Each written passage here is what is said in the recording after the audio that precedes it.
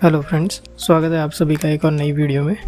आज हम बात करेंगे टाटा टियागो के 2026 फेसलिफ्ट मॉडल के बारे में।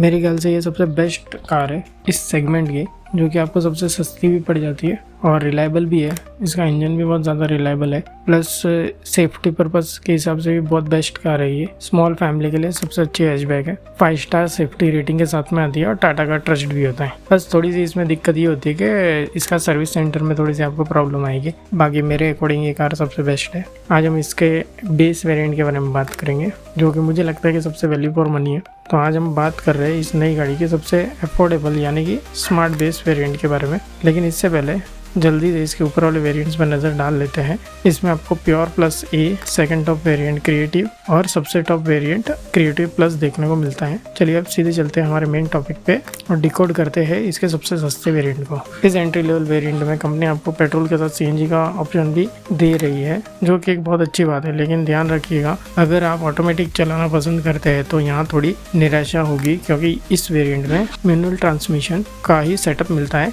एएमटी का ऑप्शन नहीं है। बेस मॉडल होने के कारण इसमें आपको 6 कलर्स अवेलेबल नहीं होते, आपको सिर्फ 4 कलर्स मिलेंगे, एक वाइट, एक ग्रे, एक प्योर ग्रे और एक पल्स ब्लू। अब इसके थोड़े से केबिन और कंफर्ट की बात करते हैं। इसमें 5 इंच की डिजिटल एमआईडी स्क्रीन दी गई है। मज़ेदार बात यह है कि स्क्रीन का साइज टॉप मॉडल में भी यही रहेगा, तो यहाँ कोई बदलाव नहीं है। डैशबोर्ड पर स्टाइलिश फैब्रिक इंसर्ट मिलता है। इसमें टिल्ट एडजस्टेबल मिल जाता है, यानी आप स्टीयरिंग को ऊपर नीचे कर सकते हैं। टेलीस्कोपिक फीचर मिसिंग है, जो आगे पीछे करने का होता है उसको टेलीस्कोपिक बोलते हैं, वो नहीं मिलेगा आपको। मैनुअल एसी कंट्रोल के साथ आता है, जो कि केबिन को कूल रख देगा और काफ़ी है। एक 12 वोल्ट का पावर आउटलेट मिलता है फ़ोन वगैरह चार्ज करने के लिए। फ्रंट सीट पर ठीक ठाक थाई सपोर्ट मिल जाता है, पर पीछे वाली सीट्स पर लॉन्ग जर्नी के लिए उतना अच्छा सपोर्ट नहीं मिलता है। अगर आप सोच रहे हैं कि इसमें पावर विंडो मिलेगी, तो बिल्कुल नहीं। इसमें आगे या पीछे कहीं भी पावर विंडो नहीं है। साथ ही इसमें ऑटो या मैनुअल डे नाइट IRBM नहीं है, बस एक नॉर्मल ग्लास मिरर है जिसका सिर्फ एंगल एडजस्ट किया जा सकता है।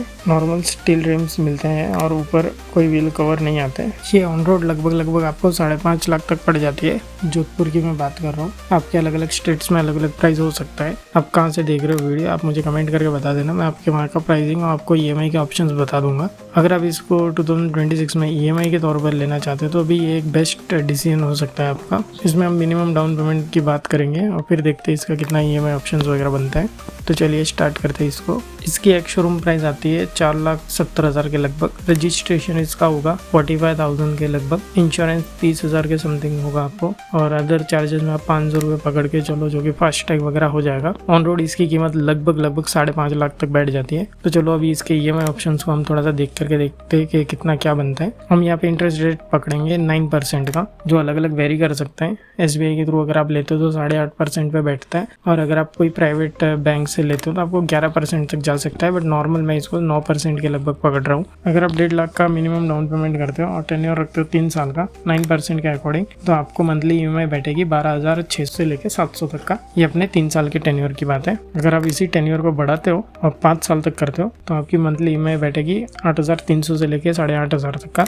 और अगर आप इसी टेन्योर को बढ़ाते हो 7 साल के लिए तो आपकी मंथली EMI बैठेगी 6,400 के लगभग। अभी हम थोड़ा सा डाउन पेमेंट इसका बढ़ाते हैं, तो अगर आप इसमें 2.5 लाख का डाउन पेमेंट करते हो और आपका मिनिमम अपन टेन्योर रखते हैं 3 साल का 9% के अकॉर्डिंग, तो आपके 9,500 के लगभग EMI बैठेगी। और अगर उसी टेन्योर को आप बढ़ा करके 5 साल करते हो तो 6,200 के लगभग आपकी मंथली EMI बैठेगी। और अगर 7 साल के लिए अपन टेन्योर को बढ़ाते हैं तो 4,700 से लेकर 4,800 तक की आपकी मंथली EMI बैठेगी। अगर आप इसका डाउन पेमेंट करते हो 3.5 लाख का 3 साल के टेन्योर के लिए 9% के अकॉर्डिंग, तो 6,200 से लेके 6,300 तक की आपकी मंथली EMI बैठेगी। और अगर आप इसी को बढ़ाते हो टेन्योर को 5 साल के लिए करते हो तो 4,100 के लगभग आपको मंथली EMI बैठेगा। और अगर आप इसी को बढ़ा करके 7 साल के लिए करते हो तो आपको मंथली EMI 3,000 से लेकर के 3,200 रुपये के बीच में रहेगा, जो मुझे लगता है बहुत अफोर्डेबल है और इतना हम पे भी कर सकते हैं। और 7 साल का टेन्योर इनफ है 9% के इंटरेस्ट रेट के अकॉर्डिंग। तो अभी आप मुझे बताना आपको कौन सा मिनिमम डाउन पेमेंट अच्छा लगा, और आप इससे भी कम डाउन पेमेंट में इसका ब्रेक थ्रू देखना चाहते हो तो आप मुझे ज़रूर कमेंट करके बताना। मैं उस अमाउंट के ऊपर EMI बना करके आपको बता दूंगा।